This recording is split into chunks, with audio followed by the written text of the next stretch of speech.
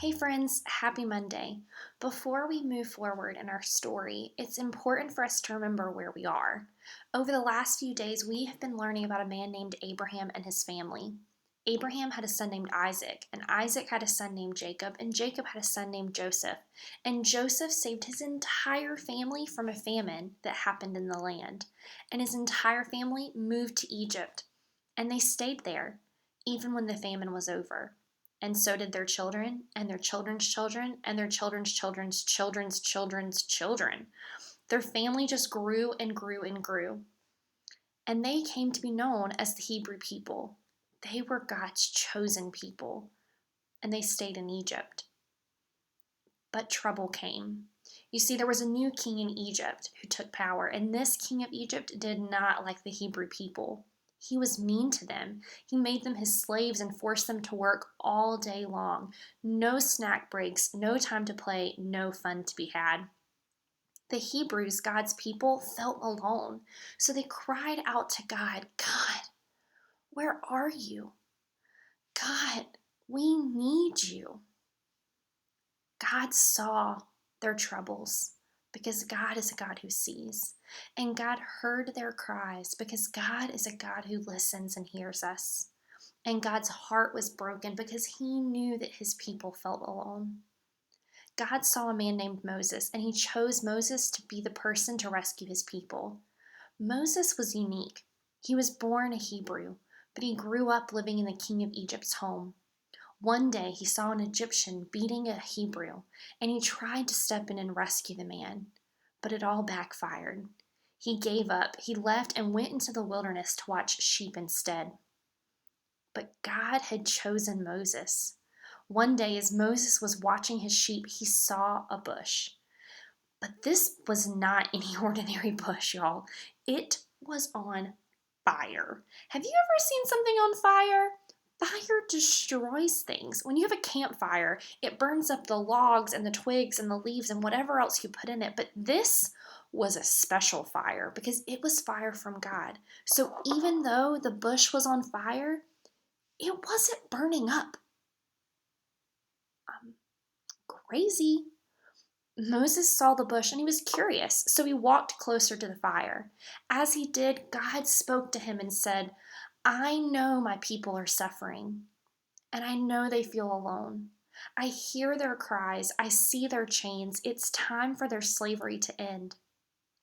All of that sounded really good to Moses, but he was a little curious as to why God was telling him all of that.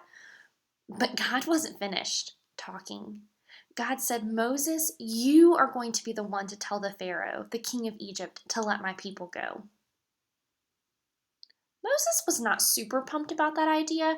He wanted the people to be freed, but he didn't want to be the one to talk to Pharaoh. He knew what could happen. He knew that Pharaoh could hurt him or throw him in jail or even kill him. But God made Moses a promise, and it was a promise to be with him always. So Moses obeyed, and he went to Pharaoh and told him everything that God had said. He told him to let the people go. And Pharaoh, unsurprisingly, said no. So God sent plagues on Egypt, on all of Egypt. The river turned to blood. Pharaoh still said no. Frogs were everywhere. Still, Pharaoh said no. There were gnats and sickness and boils and storms and darkness, and still Pharaoh said no. But there was one more plague, and this one would be different. God told Moses to tell Pharaoh about the plague. So he went and said, Pharaoh, let God's people go, or the firstborn son in every family will die. And Pharaoh still said no. But God also had Moses warn the people. This is what Moses told the Hebrews. He said, every family will need to take a lamb, kill it, and put its blood on the doorposts.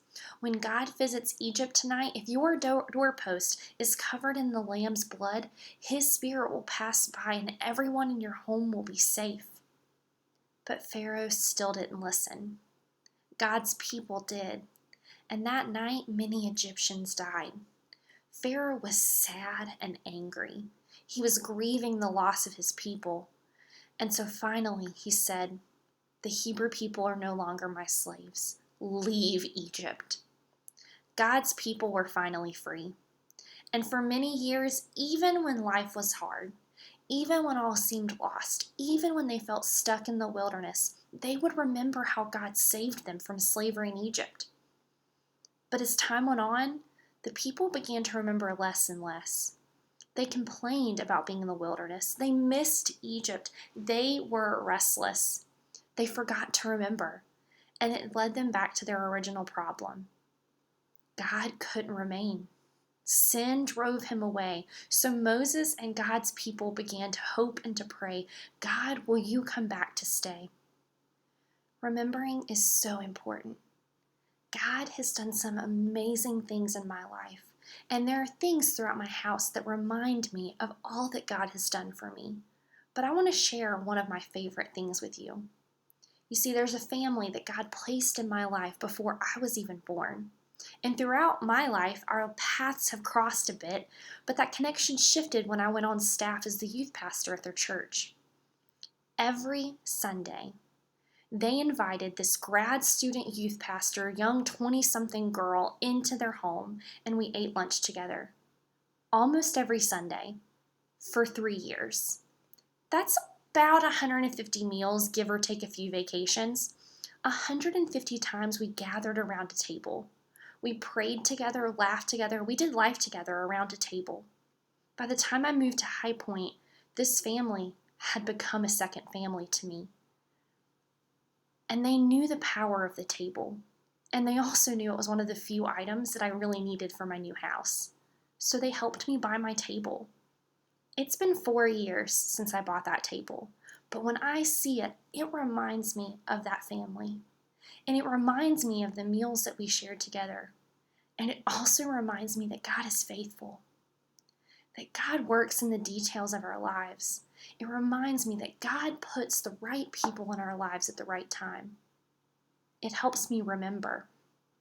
The Hebrew people had moments of forgetfulness, moments where they forgot to remember. So today as a family, I invite you to stop what you're doing and remember the wonderful things that God has done for you. This has been a hard year for so many of us, but God is still good. God is still with us. God is still showing up. Life is hard, and sometimes there's not things that we can find to be thankful for. And in those moments, the best thing we can do is remember what God has done.